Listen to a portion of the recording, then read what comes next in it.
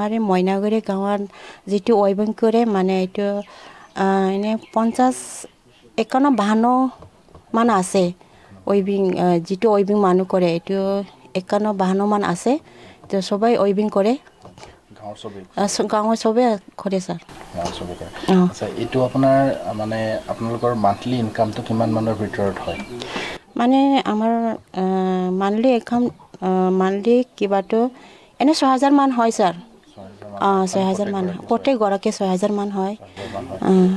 ইয়াৰ আপোনালোকে কাপোৰবোৰ কেনে ধৰণে আপোনালোকে বিক্ৰী কৰে এনে আমাৰ কাপোৰটো এনে মানে বেপাৰী সময় আহে আমাৰ কিবা ৱেষ্ট বেংগলৰ পৰা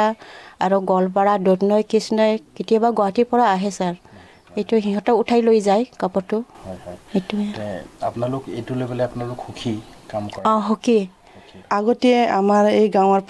পৰিৱেশটো বহুত বেয়া আছিল এতিয়া শান্তি হৈছিল এতিয়া এনেকুৱা পৰিৱেশটো নাই এতিয়া ভালে চলি আছে স্যাৰ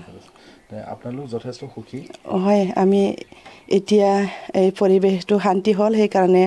আমি এতিয়া যথেষ্ট সুখী আৰু লাহে লাহে আপোনালোকৰ যি উইভিং তাৰ জৰিয়তে আপোনালোকৰ ইনকামটো লাহে লাহে বাঢ়িছে হয় স্যাৰ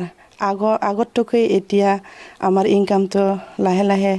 অলপ বাঢ়িছে স্যাৰ গভৰ্ণমেণ্টৰ ফালৰ পৰা আপোনালোকে অলপ চলপ সুবিধা পাইছে গভৰ্ণমেণ্টৰ পৰা আমি সুবিধাটো পাইছোঁ উইভিং ঘৰটো পাইছোঁ আৰু তাঁতশালবিলাক পাইছিল স্যাৰ